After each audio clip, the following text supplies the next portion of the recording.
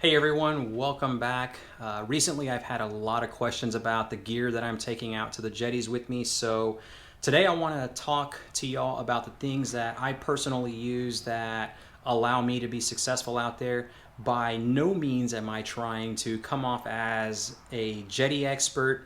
I'm just going to share with y'all what I personally use and again what makes me successful. So let's put this action hat on and we're gonna run right into it as quickly as I can, so hopefully I'm not too long-winded. We'll start off with the footwear that I'm using. This is like a very important part of my gear. It allows me the sheer footing out there on the rocks. You all have seen me use it and I have yet to fall down. I'm very confident in the grip that they provide on them nasty slippery rocks. Hopefully this is going to be my final solution to the jetties out there. Last year I had some grips that just like they lasted for, I want to say, 4 or 5 trips. These guys are going strong. It's the Simms flyweight boot. They are a wading boot designed to just be submerged in the water. We'll see how long they're going to hold up to the salt. The cleats down here, they are the hard bite cleats. Simms sells 2 types. This is the one that I opted to go with because they are a lot more durable than the aluminum ones. And when it's all said and done, purchasing these cleats plus the boots, you're going to spend after taxes approximately $300. It is very expensive, but to me personally, it is worth every penny that I've spent on it because I have the peace of mind knowing that there's not going to be any hospital trips in my near future, and it's my like insurance policy out there on the water. So these will be linked in the description down below. Check it out, see if it's for you. It works for me, and I mean, proof's in the pudding. Y'all seen in the videos where I constantly go up and down them rocks and I'm not falling. Right here we've got a fish grip that I use to land the big guys and the toothy critters. So I need that. That's usually clipped on to my pack. Right here, the Sling Pack. I like to be very mobile. I don't want to be weighed down by tons of gear and equipment, so this works for me. It's a Sling Pack by Simms. Has plenty of compartments to carry the goodies that have made me successful out there on the water. I've got a pair of split ring pliers, a pair of, what you call it, braid scissors, and then I've got some forceps right here to do the intricate hook work when taking fish off my line, and a pair of snips for my leader line to main line knots. I clip my tag ends. I don't want to weaken my knot by using the scissors, so this is very like precise, intricate work when getting close and not like clipping your actual line itself. This right here is a pre-made titanium wire leader for the small fishing setup. Whenever the Spanish mackerel are thick, I don't lose my hardware because of that titanium. We've got some, these are bugs, hotheads. Whenever the shrimp bite is good, you see the anglers around you using live bait and the shrimp work. These have a tendency to work. Not all the time, but they do have a tendency to put fish on the end of my line. I've got some 3-way swivels for the jetty cork setup. I've got some barrel swivels right here. These are to put at the end of my spoons so that we don't get line twist. Some live bait hooks, 2 different sizes right there depending on the size of the bait that I'm using. Some treble hooks for the spoons that I use, the smaller variety. These are to replace the bent ones that have like broken off or constantly bent too much. And then we also have some big split rings for the spoons. And then I also carry my GoPro batteries to fuel the GoPro like constantly when I'm on the water. So that's that first pouch. The second pouch, I've got 50-pound mono. This is the leader line that I have. It's like the happy medium. The smaller stuff was just getting sliced right through by Spanish mackerel, and I lost tons of spoons last season. at the end of the season, this is what I ended up with. I've lost like 2 spoons already to the smacks, but in comparison to how many smacks I've landed and caught, this is the happy medium that I go with. So that's all that I keep inside that pouch. Up here, I have a clean, dry cloth. This is just typical washcloth, and that's to wipe the GoPro lens so that I can get that crisp, clear picture. I can't stand like the fuzzy, hazy look. So that's what I use. And then we've got a great pair of polarized lenses. I can't tell you how important it is to get a quality pair of sunglasses to filter out the sun's glare. It means the difference between you being able to see tiny little bait fish at the surface getting skittish and running for their life because the game fish are below them trying to just wreck their world. When you get to see that, then that means the difference on casting where a fish is and being able to catch them. Now, fishing is a game of luck, but I do wholeheartedly believe that you have to create your own luck, and in having those lenses does that for you.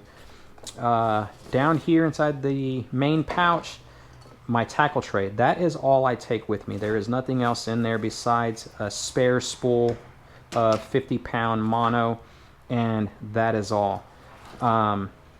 Let's get inside this. I like to be mobile when out there, and this is what makes me successful. There's no need for me to go and buy anything else. I've got the heavy hauler right here, the 2-ounce spoon from Amazon. This guy reigns supreme so far with landing jacks and catching them. Also, your bigger variety Spanish mackerel, they will hit this too. Over here, on this other side, I've got an assortment of other spoons. This one's a 1-ounce from Meps. I only purchased this because I'm waiting for my 1-ounce spoons to come in from Amazon. Hopefully they'll be here soon for my next jetty trip. But this is the 1-ounce variety that I throw with the smaller setup. The 2-ounce goes on the bigger setup. And then we've got this fella right here, Rapala X-Rap.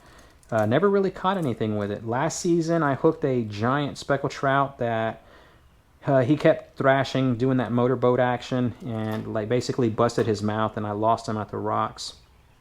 You've got, let's see, some blade baits right here, and they work. It's got that holographic sticker for the flash and the sun, and just think of a rattle trap. Well, this has got a very tight like vibration back and forth, and that's what I use that for. We've got some, hey Princess. I was just going to ask you if you wanted to go to ship, please. Just give me a second so I can finish doing this. Okay. I'll be inside doing homework. Okay. You've got some swim hooks from Bass Assassin. These are 1/8 ounce, and I also carry the 1/4 ounce. These are for throwing the swimming jacks. They are very effective on the speckled trout, especially this color right here in July time frame. This shrimp chartreuse tail works really well. I've managed to hook a huge fish on the South Jetty in Freeport with this color and this right here. This is an underspin. I'm using that blade right there to mimic this one right here. This is a 1/4 ounce by Johnson. It's the splinter spoon. So you get the best of both worlds. You get a paddle tail with vibrating action to kind of let those fish key in on it, and then you've got the spoon for that flash from like far distances. They can key in on that and they get closer, and then they just whack this right here.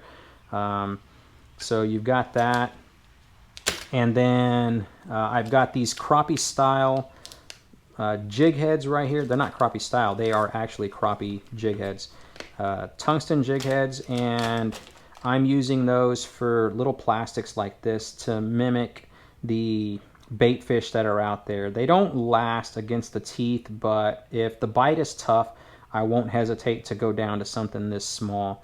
Very effective.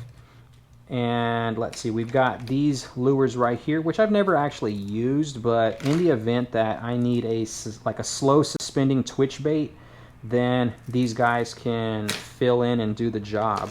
So that is it. That's all the tackle that I'm taking out there with me. More often than not, you'll find that all you really need is a silver spoon. And whenever the shrimp whenever the shrimp are producing and the spoons aren't, well then that's when I go over to the smaller style plastic lures, and I will have really good luck with those.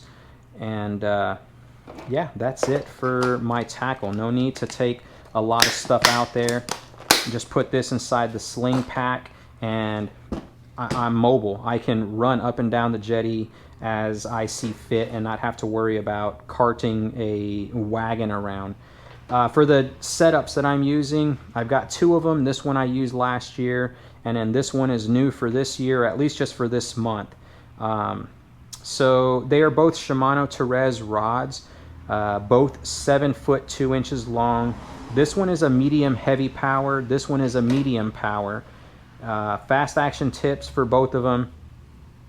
This guy is paired with a Shimano Sustain. I've got approximately 200 yards of 40-pound braid.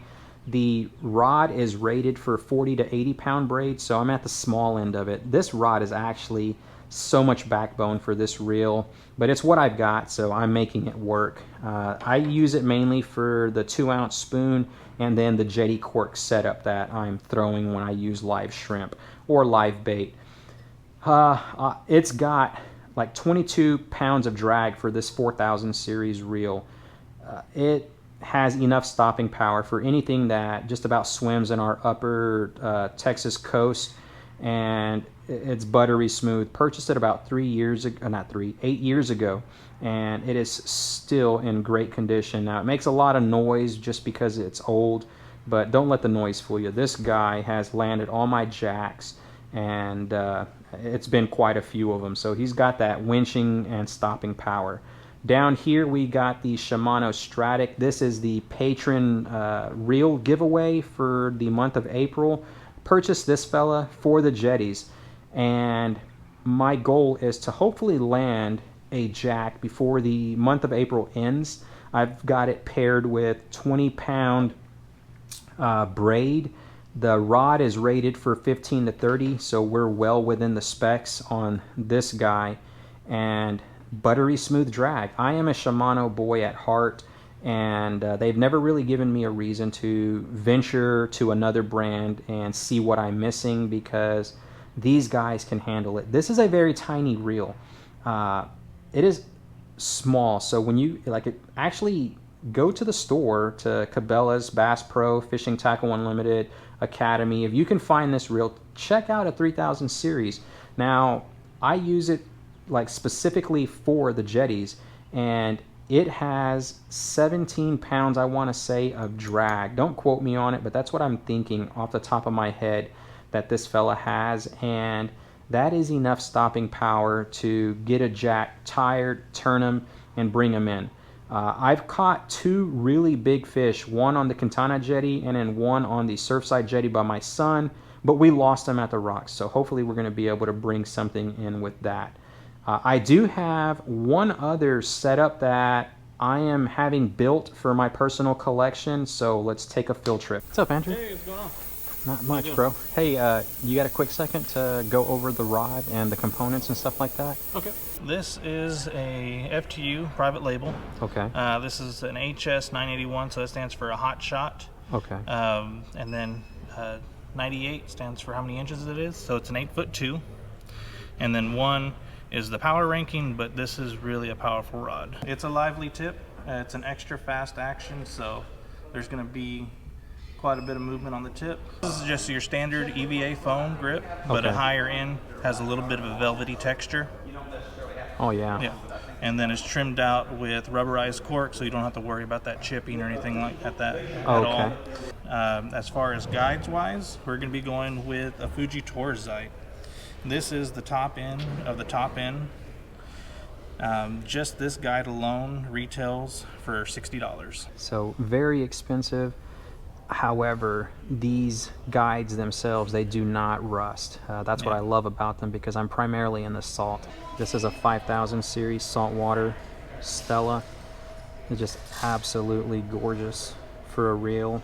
This is what we're gonna choose, everybody, and I cannot wait. So at the end of the month, y'all will see me starting to sport this. All right, everybody, that's gonna do it. I hope you enjoyed the quick video of all the gear that I'm using out here at the jetties. Quick reminder, on Saturday, April 27th, I will be doing my subscriber meetup at the Surfside Jetty in Freeport. Hopefully you're gonna be able to make it out there, and I look forward to being able to shake hands with a lot of you and just talking fishing and actually doing some fishing. All right, until next time, tight lines, y'all.